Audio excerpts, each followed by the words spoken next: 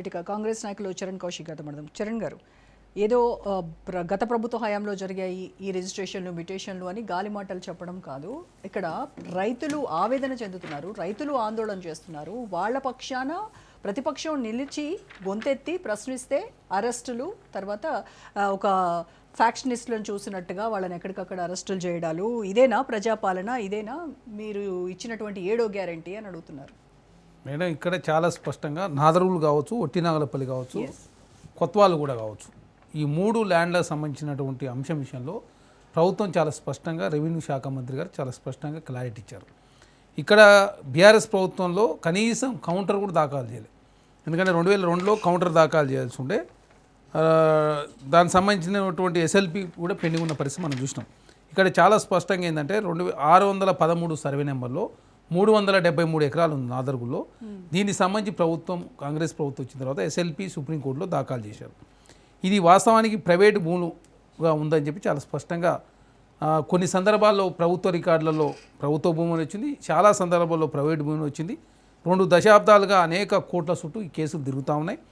2004 నుంచి భూమి చుట్టూ అనేక వివాదాలు ఉన్నప్పటికీ ప్రైవేట్ వ్యక్తులు కోర్టులో కేసు గెలవడంతో 2014లో సెప్టెంబర్ 1న యునైటెడ్ ల్యాండ్ మార్క్ కావచ్చు, ఆల్ఫా ఎస్టేట్ హౌసింగ్ కావచ్చు, ఒమేగా డెవలప్మెంట్ వెంచర్స్ కావచ్చు రిజిస్ట్రేషన్ జరిగింది. అందులో 2016 అక్టోబర్ 24 అదే సర్వే నెంబర్లో 613 సర్వే నెంబర్ మ్యుటేషన్ అయింది. 2021లో మ్యాప్లో ఇక్కడ ఖాళీగా ఉందని చెప్పి చాలా స్పష్టంగా గూగుల్ మ్యాప్లో చూపించారు. 2021 డిసెంబర్లో ఫెన్సింగ్ చేశారు.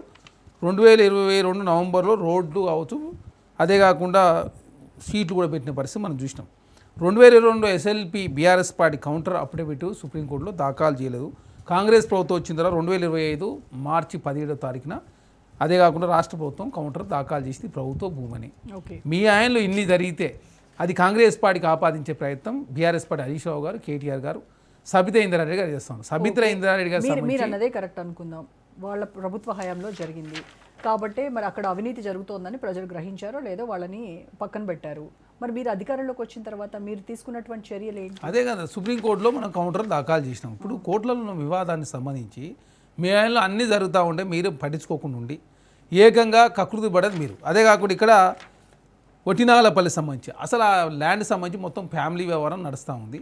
అది కూడా ఎవరో డెవలప్మెంట్ తీసుకుంటే దాన్ని అదే పొంగులేటి శ్రీనివాసరెడ్డి గారు కుటుంబ సభ్యులు తీసుకుని చెప్పి దాన్ని వివాదం చేసే ప్రయత్నం, అంటే బీఆర్ఎస్ పెద్దాన్ని రాజకీయం చేసే ప్రయత్నంలో ముందుకు పోతుంది. అదే కాకుండా బీఆర్ఎస్ ప్రభుత్వంలో 10,000 ఎకరాలు ఎస్సీ ఎస్టీలకు సంబంధించి 10,000 ఎకరాలు భూములు తీసుకొని ప్రైవేట్ వ్యక్తులు కావచ్చు రియల్ ఎస్టేట్ వ్యాపారం చేసింది బీఆర్ఎస్ పార్టీ. ఇక్కడ కాంగ్రెస్ ప్రభుత్వంలో మీరు గుర్తుపెట్టుకోండి, ఎక్కడైనా ఒక చిన్న సమస్య వస్తే దాన్ని పరిష్కరించే ప్రయత్నంలో ప్రభుత్వం ముందుకు పోతూ మీకన్నా కూడా మల్లన్న సాగర్ కావచ్చు, మీరు గతంలో హెచ్ఎండిఏ ద్వారా తీసుకొని 600 గదాలు కావచ్చు, 1000 గదాలు కావచ్చు పరిహారం ఎట్లా ఇచ్చారో దానికన్నా కూడా మేము వచ్చిన తర్వాత ఎక్కడ కూడా హెచ్ఎండిఏ రియల్ ఎస్టేట్ కోసం ఎక్కడ కూడా ఎస్సీ ఎస్టీ భూములు తీసుకోలేదు, ఇండస్ట్రియల్ అవసరాల కోసం తీసుకున్నారు. అదే కాక దానికి సంబంధించిన పరిహారం మీకన్నా ఎన్ని రేట్లు ఎక్కువ ఇచ్చారో తెలంగాణ రాష్ట్రంలో భూములు ఇచ్చిన వాళ్ళు తెలుస్తుంది. అదే కాకుండా కొడంగల్లో ఇండస్ట్రియల్ కారిడార్ కోసం భూములు తీసుకోవడం పెద్ద ఎత్తున గలాట క్రియేట్ చేశారు. మీరు మల్లన్న సాగర్లో 6 లక్షలు ఇస్తే కొడంగల్లో 20 లక్షలు, అదే కాకుండా ఇందిరా మిల్లు, జాగా, ఇంటికో ఉద్యోగం, దాదాపు మార్కెట్ వాల్యూ కన్నా ఎక్కువ రాష్ట్ర ప్రభుత్వం పైసలు ఇస్తే అక్కడ స్వచ్ఛందంగా భూములు ఇస్తే దాదాపు 3,000 ఎకరాలు అక్వైర్ అయింది. ఇక్కడ 4 సిటీ సంబంధించి కూడా ఎవరైనా హైదరాబాద్ ఆనుకున్నటువంటి నగరాన్ని చుట్టూ ఇప్పటికే హైదరాబాద్ కాలుష్య కూరల్లో చిక్కున్నది. అదే కాకుండా బెంగళూరు కావచ్చు, మద్రాసు కావచ్చు, బాంబేకి వచ్చిన పరిస్థితి, ఢిల్లీకి వచ్చిన పరిస్థితి రావద్దని చెప్పేసి ప్రభుత్వం భావించి హిల్డ్ పాలసీ తీసుకొస్తే దాన్ని వ్యతిరేకిస్తారు. తర్వాత 4 సిటీ దగ్గర ఇంతకుముందు ఫార్మా సిటీ ఉంటే దాన్ని రద్దు చేసి 4 సిటీ తీసుకొస్తే దాన్ని వ్యతిరేకించే ప్రయత్నం. ఎవరైనా హైదరాబాద్ మహానగరానికి సంబంధించి 1,30,00,000 మంది ఉంటారు. ఇక్కడ ఫార్మా సిటీ ఏర్పాటు చేస్తే ఇప్పటికే హైదరాబాద్ కాలుష్య కూరలు చిక్కున్నది. మూసి కూడా దుర్గంధమైన పరిస్థితి మనం చూసినాం. హిల్డ్ పాలసీ తీసుకొచ్చి అదే కాకుండా ఏదైతే అదే ఔటర్ రింగ్ రోడ్ అవతలు తరలించే ప్రయత్నం జరుగుతూ ఉంది. అదే కాకుండా దీన్ని కూడా ప్రతిదీ అడ్డుకునే ప్రయత్నంలో బీఆర్ఎస్ పార్టీ ముందుకు పోతూ ఉంది. ఎందుకంటే వాళ్ళ ఆయనలో ఏదైతే పెద్ద ఎత్తున భూములు ఏ విధంగా కొలగట్టారో తెలంగాణ సమాజం చూసింది. ఎందుకంటే ప్రభుత్వము లీజుకి ఇచ్చిన భూములను కూడా రెగ్యులరైజ్ చేసి ఏ విధంగా బీఆర్ఎస్ పార్టీ అవినీతి పాల్పడు తెలంగాణ సమాజం చూశారు. వాళ్ళలాగా ఇల్లు పాలసీలో లీజుకి ఇచ్చిన భూములు రెగ్యులరైజ్ రాష్ట్ర ప్రభుత్వం చేయడం లేదు. ఓన్లీ ప్రైవేటు వ్యక్తుల చేతుల్లో ఉన్నటువంటి ఇండస్ట్రియల్ భూములను బయటికి తరలించే ప్రయత్నంలో భాగంగా మల్టీపర్పస్ జోన్గా మాత్రమే మార్చే ప్రయత్నం రాష్ట్ర ప్రభుత్వం చేస్తే ఒకవేళ 5 లక్షల కోట్లని బీఆర్ఎస్ పార్టీ, 6 లక్షల కోట్లని భారతీయ జనతా పార్టీ హైదరాబాద్ అదేవిధంగా ఢిల్లీకి వచ్చిన పరిస్థితి రావాలని చెప్పేసి BRS party Bharatiya Janata party కోరుకుంటా ఉన్నాయి. మూసిని పునర్జీవింపజేస్తుంటే దాన్ని అడ్డుకునే ప్రయత్నం, 4 సీట్ అంటే దాన్ని అడ్డుకునే రాష్ట్ర ప్రయత్నం. అభివృద్ధి కోసం కాంగ్రెస్ చేసే ప్రతి పనికి అడ్డం పడుతుంది. మరి అంతే కదా ప్రతిదాన్ని. ఎందుకంటే బీఆర్ఎస్ పార్టీ అవినీతికి పాల్పడ్డది. వాళ్ళయంలో 1000 ఎకరాలు అన్యాక్రాంతమైనవి. లీజు భూములు ప్రైవేటు వ్యక్తులకు దారాదత్తం చేసిరు. దళితుల ఎస్సీ ఎస్టీ భూములు తీసుకొని రియల్ ఎస్టేట్ వ్యాపారం చేసింది వాళ్ళు. వాళ్ళలాగా దళితుల భూములు తీసుకుని రియల్ ఎస్టేట్ వ్యాపారం చేసలేరు. ఏదైతే నిబంధనలు 2013 ల్యాండ్ అక్విజిషన్ యాక్ట్ ప్రకారం తెలంగాణ రాష్ట్రంలో కాంగ్రెస్ ప్రభుత్వం ముందుకు పోతూ ఏదైతే పరిహారంతో పాటు 100 గదాల జాగిచ్చే ప్రయత్నం అన్నీ ఎక్కడ కూడా చిన్న ఇబ్బంది రాకుండా చూసుకునే ప్రయత్నంలో ప్రభుత్వం ముందుకు పోతా ఉంది. దాన్ని జీర్ణించుకోలేక బీఆర్ఎస్ పార్టీ తెలంగాణ రాష్ట్రంలో 70,000 కోట్ల తెలంగాణ అప్పు, 7 లక్షల కోట్ల అప్పుతో పాటు 1,20,000 కోట్ల రూపాయలు పెండింగ్ పెట్టిపోయి తెలంగాణ రాష్ట్రంలో కాంగ్రెస్ ప్రభుత్వం వచ్చి ఒక విజన్తో ముందుకు పోతా ఉన్నారు. అరే విజనే లేదు వాళ్ళకు. తెలంగాణ రాష్ట్రంలో విజన్ లేని ముఖ్యమంత్రి కేసీఆర్ గారి మూలంగా తెలంగాణ దివాలా తీసిన మాట వాస్తవం, తెలంగాణ అంధకారమైన మాట వాస్తవం. ప్రచారం ఎక్కువ చేసుకుని పని తక్కువ 10 ఏళ్లలో ఎలాంటి అభివృద్ధి లేదంటారు. మరి ఇప్పుడు ఏంది మేడం 7 లక్షల కోట్లు 1,20,000 కోట్ల రూపాయలు పెద్ద ఎత్తున ఆగండి ప్లీజ్ ఇవాళ మీ నాయకులు ఒక నిమిషం జీవన్ రెడ్డి గారు ఇవాళ ఏం మాట్లాడారు మేడం ఒక నిమిషం బాలరాజ్ గారు ఎస్ మీ నాయకులే కదా నిన్నటి వరకు మేము మీ అదే నాయకులే చెప్తున్నాం. కదా. ఆయన ఏం చెప్పారు, నేను ఎంతో మంది ముఖ్యమంత్రులను చూశాను, చెన్నారెడ్డి, ఎన్టీఆర్, విజయభాస్కర్ రెడ్డి వీళ్ళందరితో నేను చూశాను, చంద్రబాబు నాయుడు, కేసీఆర్ నాయకత్వం కూడా చూశాను.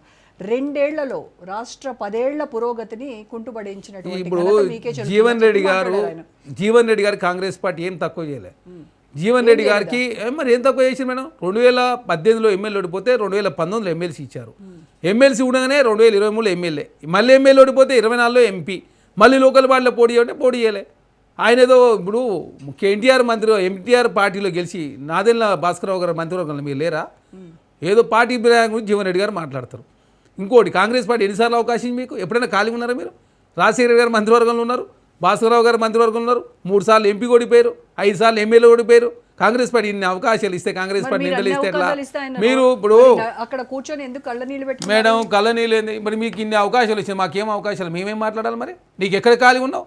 18 ఓడిపోతే 19లో ఎమ్మెల్సీ ఇచ్చిరి, 19లో ఎమ్మెల్సీ కూడా 23 ఎమ్మెల్యే, 23 ఎమ్మెల్యే ఓడిపోతే మళ్ళీ ఎంపీ 24 ఇస్తుంది, మళ్ళీ గ్రాడ్యుయేట్ పోటీ చేయాలంటే చేయనని చెప్తుంది. పార్టీ ఇన్ని అవకాశాలు ఇస్తే కాంగ్రెస్ పార్టీ నిందలు ఇస్తే తెలంగాణ సమాజం గమనిస్తుంది. మీకు డి శ్రీనివాస్ గారికి ఏ గది పట్టిందో, ఆల నరేంద్ర గారికి ఏ పరిస్థితి వచ్చిందో, విజయశాంతి గారు ఏం జరిగిందో, ఏ చంద్రశేఖర్ గారు ఏం జరిగిందో, రవీంద్ర నాయక్ గారికి ఏం జరిగిందో, ప్రొఫెసర్ జయశంకర్ గారు కావచ్చు, ఆచార్య కొండ లక్ష్మణ్ బాబుజీ గారు కావచ్చు, అదే కాకుండా చాలామంది రాముల నాయక్ గారు కావచ్చు, బీఆర్ఎస్ పార్టీలో ఏటోటి మంచిగా పోతారు. ఎంతమందికి అవమానాలు జరిగినా చూసినాం. బీఆర్ఎస్ పార్టీలో ఎవరికి జరగలే. జీవన్ రెడ్డి కూడా అదే మరి అదే జరుగుతుంది. రేపు తెలుస్తా కదా. ఇప్పుడు పోతాడు పోనీ, మాకేం అభ్యర్థం లేదు. జీవన్ రెడ్డి గారికి పోతే ఇంకో నాయకుడు ఉంటారు. కాకపోతే పార్టీని మీకు ఏం తక్కువ చేసిందో చెప్పకుండా ఒట్టినే కాంగ్రెస్ పార్టీ నిందలేసిపోయే ప్రయత్నం చేసి మరి అట్లా అంటే సంజయ్ గారు వచ్చిన రోజు ఫస్ట్ రోజు జాయిన్ కావాలి కదా. అంటే మీరు కాంగ్రెస్ ప్రభుత్వం అధికారంలో మాత్రం మీ మరదలు తీసుకొచ్చి మున్సిపల్ చైర్మన్ చేసుకోవచ్చు. జగిత్యాల నుంచి ఒక్క సెకండ్ లీడర్ ఉన్నాడా ఈరోజు? కాంగ్రెస్ పార్టీ మీద ఎదురుదాడి చేస్తే మేము కాంగ్రెస్ పార్టీకి మేము సమాధానం చెప్పలేవా? మీరు మాత్రం భాస్కరరావు గారు మంత్రివర్గంలో ఎన్టీఆర్ గారు పంగనామం పెట్టవచ్చు. అది చేస్తే జీవన్ రెడ్డి గారు కరెక్ట్. ఆయన పేద నిజాయితీ పడట మొత్తం ఉద్ధరించే సమాజం ఏం ఉద్ధరించిన ఒక్క నాయకులు తయారు చేసినా మీరు చెప్పిన వాళ్ళకి జిల్లా అధ్యక్షుడు, మీరు చెప్పిన వాళ్ళకి ఎమ్మెల్యే, మీరు చెప్తే మంత్రి, మీకు మాత్రం అన్నీ కావాలి. ఏమన్నా అర్థం? కాంగ్రెస్ పార్టీ ఎంత చేసిన అర్థం కాదు. మీ పార్టీలో ఉన్నంత వరకు పవిత్రులు బయటికి రాగానే మేడం కాంగ్రెస్ పార్టీ మీద నిందలేస్తే కాంగ్రెస్ పార్టీ నీకేం తక్కువ చేసినా అడుగుతా ఉన్నాను. అరే కాంగ్రెస్ పార్టీ టికెట్ ఇవ్వకపోతే కదా నీ ఎమ్మెల్సీ మళ్ళీ ఇస్తానే మీరు పోటీ చేయలేదు. అరే ఎమ్మెల్సీ ఉండనే ఎమ్మెల్యే ఎంపీకి ఇస్తుంది. అరే కాంగ్రెస్ పార్టీ ఎవరికి ఇచ్చి? మరి హనుమంతరావు గారు మాజీ పీసీసీ అధ్యక్షులు, వారికి ఇప్పుడు ఏం పదవి లేదు, టికెట్ కూడా పోటీ చేయాలి. ఆయన కాంగ్రెస్ పార్టీ లేదా? నిబద్ధత అది కదా. పక్కన పార్టీ అంటే నీకు పదవి వచ్చి ఒక వ్యక్తిని తీసుకొస్తున్నప్పుడు మీరు అక్కడ ఉన్నటువంటి నాయకుడికి చెప్పాల్సినటువంటి అవసరం ఇంకా బీఆర్ఎస్ పార్టీ అట్లా అనుకుంటే కాదు మేడం. బీఆర్ఎస్ పార్టీ టీడీఎల్పీని మింగిరు, కాంగ్రెస్ ఎల్పీని మింగిరు, బీఆర్ఎల్ అదేవిధంగా బీఎస్పీకి సంబంధించిన పార్టీలు జాయిన్ చేసుకురు, సిపిఐని జాయిన్ చేసుకురు, 55 మందిని ఎమ్మెల్యేలు ఎమ్మెల్సీలు ఎంపీ జాయిన్ చేసుకున్న బీఆర్ఎస్ పార్టీ 1000 ఎన్నికలు తీరిన పిల్లటే తీర్థయాత్రలకు పోయింది. నాకు అర్థం కాదు. అదే బీఆర్ఎస్ పార్టీలో కాంగ్రెస్ ఇప్పుడు ప్రజాప్రభుత్వాన్ని కూల్చే ప్రయత్నం చేస్తే నిబద్ధత ఉన్నట్టు జీవన్ రెడ్డి గారు ఏం చేయాలి? కాంగ్రెస్ ఎట్లా బీఆర్ఎస్ పార్టీలో పోతాడు? నీకు అంత నిజాయితీ పరుడు కదా. కాంగ్రెస్ పార్టీ తిన్న పార్టీ, అదే కాంగ్రెస్ పార్టీ సంబంధించి కాదు తెలంగాణ మొత్తం లూటీ చేసిన పార్టీ, 8 లక్షల కోట్ల రూపాయలు అప్పు చేసిన పార్టీలోకి మీకు పోతుంటే ఏమన్నా అర్థం ఉందా? ఎంతమంది బీఆర్ఎస్ పార్టీ నుంచి బయటకు వచ్చారు? కాంగ్రెస్ డి శ్రీనివాస్ గారిని ఎంత అవమానించి చూసారు కదా. విజయశాంతి గారికి ఒక్కరు కాదు ఇట్లా చెప్పుకుంటూ పోతే 100, రెహమాన్ గారు ఒక్కరు కాదు బీఆర్ఎస్ పార్టీ పెట్టినప్పుడు ఉన్న వాళ్ళు ఎవరు పోయారండి మీరు ఇప్పుడు ఏదో మీకు గత్యంతరం లేక మీరు బీఆర్ఎస్ పార్టీ మాకేం అభ్యంతరం లేదు కాకపోతే కాంగ్రెస్ పార్టీ లాగా మీరు గౌరవించాలి. కాంగ్రెస్ పార్టీ ఏ రకంగా అయితే పక్క పార్టీ నుంచి వచ్చిన వాళ్లకు మంత్రి పదవులు ఇచ్చి రకరకాల పదవులు కాంగ్రెస్ పార్టీ గౌరవిస్తుందో అలా లేలే సబితీందర్ రెడ్డి గారు కాంగ్రెస్ గెలిస్తే బీఆర్ఎస్ పార్టీలో మంత్రి అవుతారు. తలసాని శ్రీనివాస్ గారు టీడీపీలో గెలిస్తే బీఆర్ఎస్ పార్టీలో మంత్రి. మేము అట్లా చేసినామా? మా పార్టీని ప్రభుత్వాన్ని కూల్చే ప్రయత్నం బీఆర్ఎస్ పార్టీ చేస్తే 5 సంవత్సరాలు ఉండాల్సిన ప్రభుత్వాన్ని ఉండాలని చెప్పి చాలామంది బీఆర్ఎస్ పార్టీ సభ్యులు ఇప్పుడు బీఆర్ఎస్ పార్టీ సంబంధించి మొన్ననే స్పీకర్ గారు చెప్పిన వాళ్ళంతా బీఆర్ఎస్ పార్టీ సభ్యులు బీఆర్ఎల్పీకి నెల 5,000 రూపాయలు చెల్లిస్తూ ఉన్నారు. మా సభ్యులు 37 మంది అని చెప్పి కేటీఆర్ గారు చాలా సందర్భం మాట్లాడారని చెప్పేస్తే లాస్ట్కు స్పీకర్ గారు బీఆర్ఎస్ పార్టీ శాసనసభ్యులు అని చెప్పారు. మరి ఇప్పుడు జీవన్ రెడ్డి గారు ఎక్కడ పెట్టుకుంటారు తలక? జీవన్ రెడ్డి గారు దయచేసి వయసు కన్నా మీ వయసుకు మేము రెస్పెక్ట్ ఇస్తే మీరంటే మాకు గౌరవమే. మీరు అనవసరం కాంగ్రెస్ పార్టీ మీద బట్టగాల్చి మీద వేసే ప్రయత్నం రేవంత్ రెడ్డి గారిని కావచ్చు, అదే వేం నరేంద్ర రెడ్డి గారు 2018లో టికెట్ వేయలే, 23లో టికెట్ వేయలే, అయినా కాంగ్రెస్ పార్టీ రాజ్యసభ ఇచ్చారు. మీకేం తక్కువ చేసి మీకు టికెట్ వేయలేదా? ఎంపీ వేయలేదా? ఎమ్మెల్సీ లేదా? నాకు అర్థం మీరు చెప్పిన వాళ్ళు టికెట్ వేయలే. మీ మనసులో మంత్రులు అయ్యారు కదా, మీరు చెప్తే జిల్లా అధ్యక్షులు అయ్యారు. మీ మరదలకు మున్సిపల్ చైర్మన్ చేసుకుంటారు. ఆయన ఏదో కుటుంబ ప్రీతి లేదన్నట్టు, అసలు ఆయన ఏదో చేయనన్నట్టు, కాంగ్రెస్ పార్టీ ఏదో అన్యాయం చేసిన మాట్లాడితే ఎట్లా? మేము అట్లంటే మీ కాంగ్రెస్ పార్టీ 20 సంవత్సరాలు మరి మాకేమో టికెట్ ఇచ్చిందా? మేము మా కాంగ్రెస్ పార్టీలో అధికారం వస్తుంది పోతుంది, పవర్ అనేది చేస్తాం అంటే పదవి ఉంటే ఉంటా లేకపోతే ఉండదని చెప్పి బెదిరిస్తారు. కాంగ్రెస్ పార్టీ ఊపుకుంటుందా? దేశంలో ఎంతమంది చూసారు జీవన్ రెడ్డి గారు లాంటి వాళ్ళని. కాబట్టి జీవన్ రెడ్డి గారు ఏంటంటే ఇప్పుడు బీఆర్ఎస్ పార్టీ రేపు కేటీఆర్ గారు ఆహ్వానించి కరెక్టే, పోతే ఎవడొద్దంటలేరు. కానీ పోయేటప్పుడు కాంగ్రెస్ పార్టీ మీద రేవంత్ రెడ్డి గారి మీద వేం నరేంద్ర గారు నిందలేసే ప్రయత్నం చేస్తే తెలంగాణ సమాజం కాంగ్రెస్ పార్టీ ఆదరించదు. అరే మీరు జగిత్యాల జిల్లాలో మీ కనీసం ఆ 2-3 నియోజకవర్గాలు తప్ప ఎందుకు మరి ఎంపీకి ఎందుకు వెళ్ళాలి? మీరు అంత ప్రజానాయకుడు కదా. రెండోసారి ఎమ్మెల్సీ ఎందుకు ఓడియాలి? మరి ఎమ్మెల్యేకి ఎందుకు ఓడిపోయినా? మరి ఇంత గాలిలో మరి ఎమ్మెల్యే ఓడిపోయినంటే మరి మీరు ఏదో ప్రజానాయకుడు తెలంగాణ సమాజం తెలుసు. జగిత్యాలు సెకండరీ లీడర్ లేకుండా చేసుకునే పరిస్థితి మనం చూసినాం. కాబట్టి జీవన్ రెడ్డి గారు కాంగ్రెస్ పార్టీ గురించి, రేవంత్ రెడ్డి గారి గురించి కానీ వేం నరేంద్ర గురించి మాట్లాడితే తెలంగాణ కాంగ్రెస్ అంగీకరించదు. ఖచ్చితంగా భవిష్యత్తులో చూస్తారు ఏం జరుగుతుందో. జీవన్ రెడ్డి గారికి ఇప్పుడు ఎట్లా ఆదరణ ఉందో తర్వాత ఎట్లుంటో తెలుసు కదా.